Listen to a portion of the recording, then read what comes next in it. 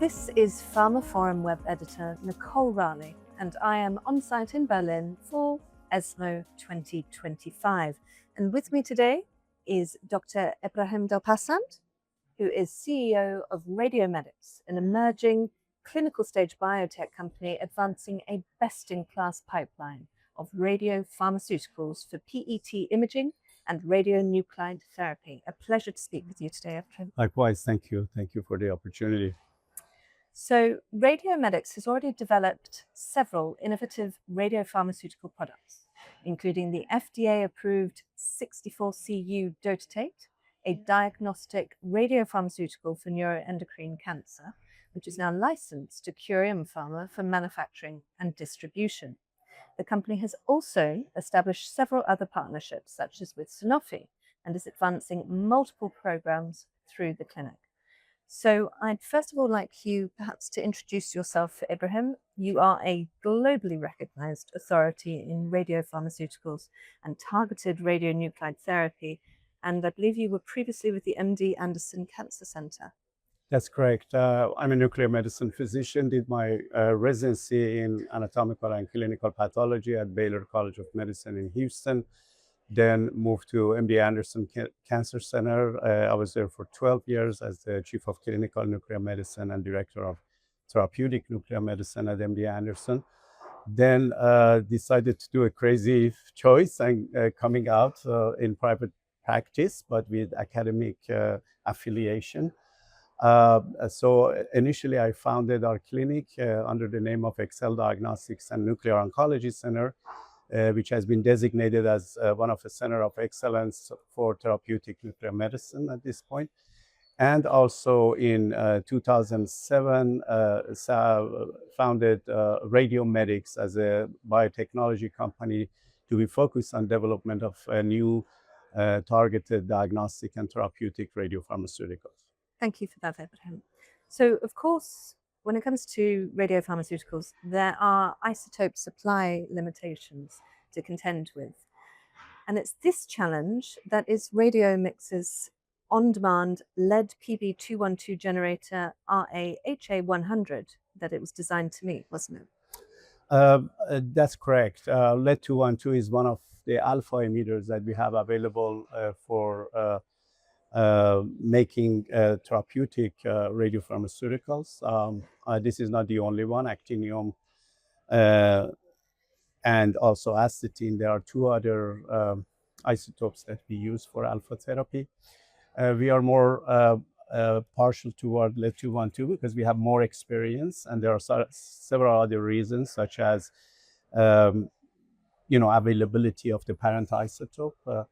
And also experience that we have had through our lead drug, lead-212 alpha medix for neuroendocrine cancer, excellent results that we saw clinically. So our platform essentially is based on the lead-212 alpha therapy. We embarked on manufacturing of isotope. We announced it in the last Society of Nuclear Medicine meeting. And this isotope at this point is available. I mean, the device that we have can supply the needed lead-212 for preclinical studies as well as phase 1 and phase 2. For the phase 3 and commercial products, probably we need more centralized location compliant with CFR 211. But this device will enable essentially many scientists and people in research to have availability of lead-212. And therefore, we're hoping that this will expand the number of research sites and scientists who are interested in this type of radiopharmaceuticals and expand the number of future alpha therapy agents with lead-212. Just brilliant. Okay, I'd like to turn back now to the partnership with Sanofi. I was wondering if you could tell us more about that. Sure.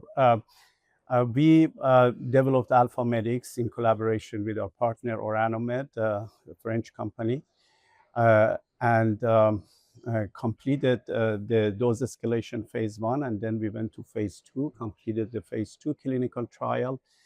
And in terms of having a partner to to go to phase 3, which is a much larger clinical trial, we jointly decided to go with Sanofi, probably one of the top pharmaceutical companies in the world. And Sanofi now has the responsibility to push this drug forward, conducting a randomized trial, and hopefully making this drug available to the patients as soon as possible. We believe in collaboration. We believe that in the areas that we are strong, we push that as much as possible. But in the areas that we think other companies, they have probably more expertise and more resources and capabilities, we don't mind to work with them. And this is why we decided to license our drug to Sanofi. Previously, we licensed another drug, actinium PSMA, for castration-resistant prostate cancer to a company called Fusion, that is now AstraZeneca. And as you mentioned, we licensed Curium, our copper dotatate, which is now best-in-class somatostatin receptor PET imaging agent, which is probably has more than 75% of the market in the US right now. And therein lie the benefits of collaboration. Yes. So we're at ESMO. So collaboration or partnership, but also combination treatments have been talked about widely. And when it comes to tackling hard to treat cancers such as GBM, I was wondering if you could expand on the way in which radiopharmaceuticals provide solutions where other cell and even precision therapies fall short. Yeah, number one, I would like to acknowledge ESMO for allowing nuclear medicine field to be here. I mean, if you look at 10 years ago, probably there were no presentation or very few presentations coming from nuclear medicine space. But now we have several meetings, and all these rooms that I go, they are packed. I mean, that shows the really interest of scientific community to nuclear medicine. And I think this goes back to our several successes recently, or I say probably in the last 5 years, especially in the field. So we are now, you mentioned GBM. At RadioMedix, one of our emphasis right now is to sort of address the unmet needs in oncology. And we think nuclear medicine is very well poised for really making a change in this area. GBM is one of our focuses in the last 20 years, probably. We have not been able to make any significant change in the outcome of our patients in spite of surgery, radiation therapy, and chemotherapy. We think nuclear medicine has the fundamentals really to make a change in here. And this is why RadioMedix has embarked on investing significant amount of resources for this disease. Idea is, instead of going very aggressive with this drug, which causes decrease in patients' quality of life and not adding really to the extent of their life, we would like to come up with a targeted therapy that, with the simple IV administration of a drug that can cross blood-brain barrier, reaches to the tumor and delivers a big load of radiation in a targeted fashion to the tumor. This is our ideal. This is where we want to be, and this is what we are working. In our recent press release, we mentioned about the first in human study with a low density lipoprotein receptor agonist that we have in reaching to the tumor. So this exploratory IND will allow us to understand more about the mechanism of this function of this drug and how successfully we can actually reach to the tumor. And immediately we're going to move upon successful and favorable results. We immediately will move toward the lead-212 label of the same agent, and therefore with that strategy we can reach to the tumor in a targeted fashion, actually very non-invasively, if you will, and treat the tumor. So this is the idea in a sort of short um, presentation. Of course, there is a lot of details in this. We will consider, if needed, combination therapy. We think that GBM has a very complex pathophysiology, and therefore maybe one therapy might not necessarily be enough. So this is why we are open to combination therapy, but using targeted radiopharmaceuticals. Thank you. So, this targeting of tumours has been much discussed with ADCs as well at ESMO 2025. So, speaking more broadly about the conference itself, being we're on the ground here in Berlin, I was wondering for you, what have been the key takeaways? And do that first. Yeah. Sure. This is a very good question. I think now, in terms of radioisotopes, we have the best in class, which are alpha emitters. Mm-hmm.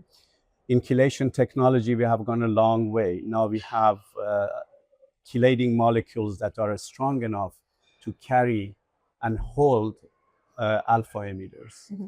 Alpha emitters are highly energetic. If the chelator is not strong enough, after injection, it can separate from the molecule, and we cannot reach to the goal that we have.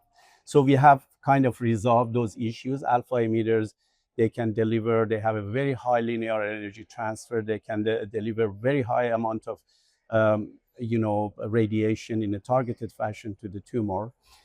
Chelator, which is a link, and the chain that attaches the radioisotope to the actual ligand, which we use it as a vehicle to reach to the tumor, has been worked out. So I think the frontier in nuclear medicine in the next probably 10 years will be finding molecules that are highly, active, and the affinity is a lot more, probably 100 times more than what we have right now. So that will be frontier, working out, finding those ligands with a much higher affinity and longer residence time in the tumor. So that determines the future of nuclear medicine, and more effective therapeutic radiopharmaceuticals will be developed based on that aspect, I think. So this is the message that I wanted to say. And also, I think I have seen in this meeting that people, they are talking about this.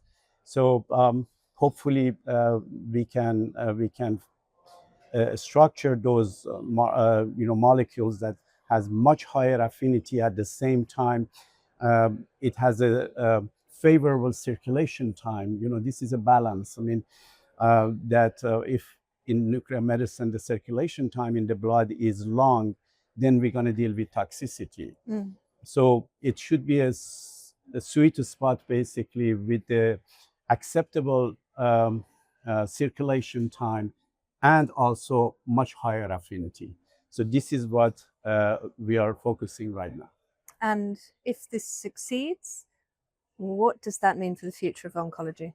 I mean, this will be a game changer. I think having a drug which uses the best-in-class isotope, it is stable in vivo, and also has a lot higher affinity. This means that we're going to have a targeted therapy that is going to deliver all the radiation, most of the radiation that we inject to the tumor, and then the rest of the organs are going to be spared. Actually, the normal organs will be spared. So we're going to have a good safety profile and very high affinity drug to essentially attack to the tumor. Thank you very much for your time today, Ebrahim. It's been insightful, it's been fascinating, it's been a pleasure. Thank you so much for this opportunity, and thank you for what you're doing.